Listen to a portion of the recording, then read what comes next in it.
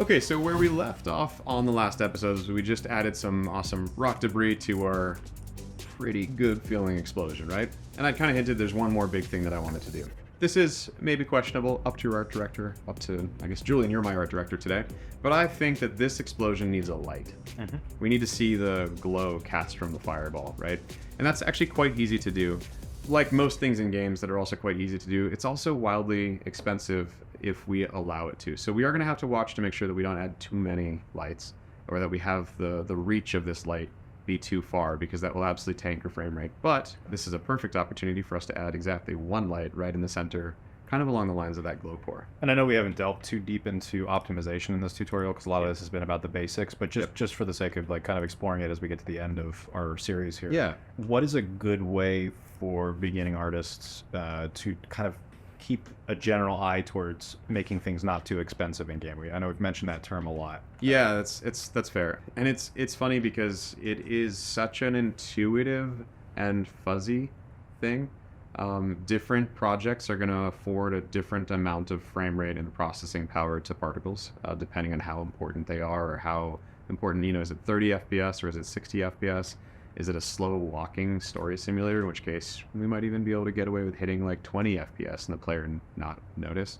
And so, unfortunately, I don't have like a clean answer. What we do while we're working is we just pay attention to the frame rate. So right now, this beast of a machine, which is a 3080 Ti, I think, we're running at 120 FPS pretty cleanly. If I stick my camera right in the middle of this would be the worst case for graphics. And you can see that when this grenade goes off, we're clipping down, actually not at all, just a little bit as it updates. So yeah, we're doing fine. If you're on a slower machine with maybe an older graphics card, you might start to see that FPS dip pretty frequently as you shove the camera in your particles. And that's pretty standard. And that's where we see performance differences on different consoles and different PCs, etc. Typically what I tell people to do is don't sweat it until you break it.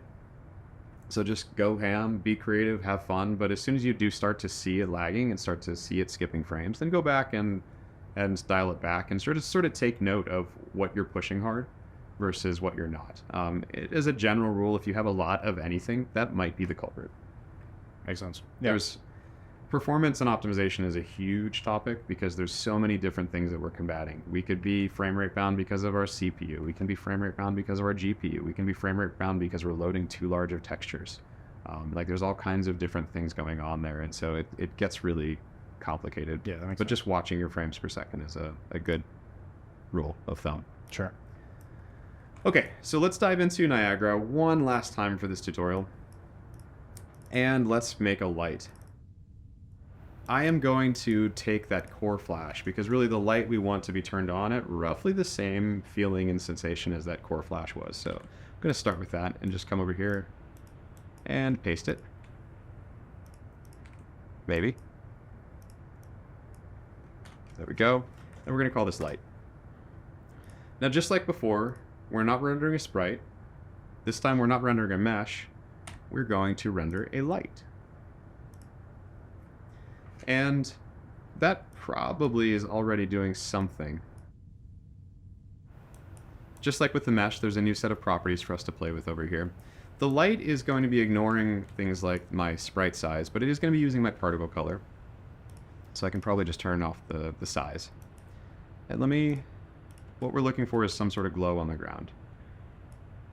Okay, so by default with our settings, it's a little bit too low. In the property settings, the most important things that we're going to play with are really just the alpha scaling brightness if we want to turn that on, and then the fall off. I am a big fan of turning off the inverse squared fall off. You can think of this as, with this turned on, it's trying to replicate the way real lights work, which is just more expensive. I don't think that it's worth us paying that cost, so I turn that off, and then we already start to see it a little bit. So I can grow our radius, the light size, essentially. Let's do 5. And we can start to see, hey, I've got a light. Now, because I duplicated from that other emitter, I was spawning 3 of them. I'm just going to spawn 1. And then you can probably see it popping off. That's because I'm currently just fading down our alpha, right? In order to use the alpha for the brightness, I need to turn this on. So just like that, I have a light that flickers on, comes off. It's a little bit too fast. I think with this one we can slow it down. So maybe let's do, let's try half a second to 1 second. I don't know, this is one where we're gonna have to feel it out. And then we definitely want it to be brighter, right? Mm-hmm. Okay, so let's just come over here and I'm gonna scale up my brightness at 50. Too bright.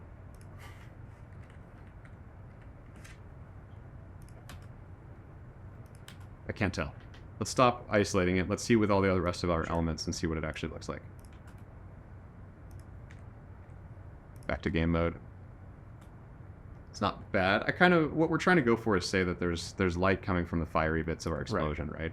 So it's a little bit slow. It's also too yellow. Our fire is very, very warm and orange. So I'm gonna go back to our initialized particle and we're gonna make this faster. So maybe 0.2, 0.3, and then we're gonna change the color. So over here I have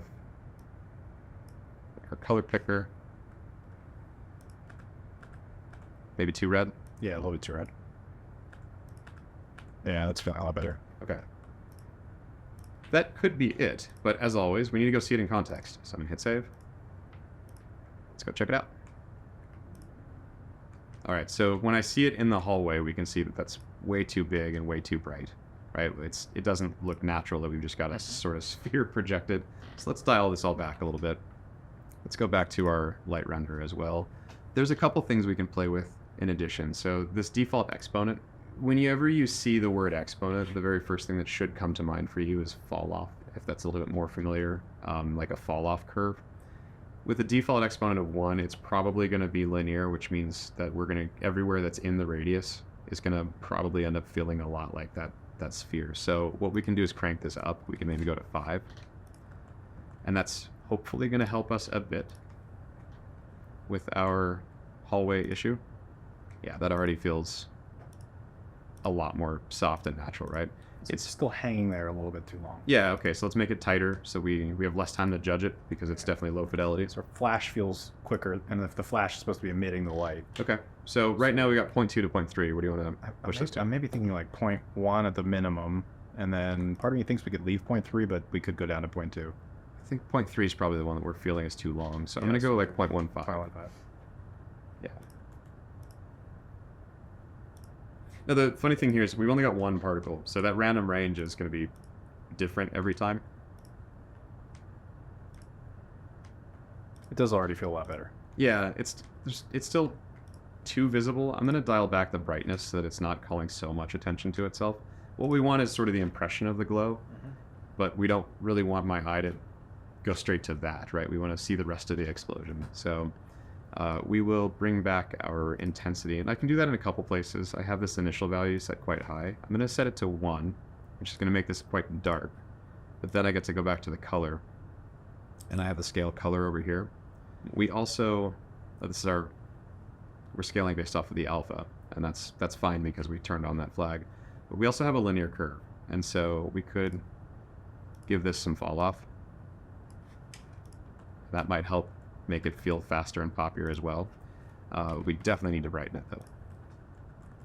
Okay, so now we have a very, very, very fast flicker that I think is probably too fast. Let's try playing that in context. It's better. That's not This bad. feels a lot better. I think I could maybe play with the fall off a little bit more, but Yeah. at this point we're tweaking and just kind of fiddling and exploring, which is part of the fun, but like this is where you start to lose hours. Right. And I don't want to do that to you guys. So I think I'm pretty happy with this, at least with the light concept. I do want to just sort of take a quick moment to wrap up and retrospect with you, but we'll save that for the next episode because I'm also going to give you some homework in the next episode. Yeah, sounds like a plan. If you guys enjoyed this, if you're learning along with us, please subscribe to the channel, follow us on social. All those links are in the description below. Also on our website, beyondfx.com. We have a lot of great educational resources there, so feel free to check that out. And we'll see you guys on the next episode.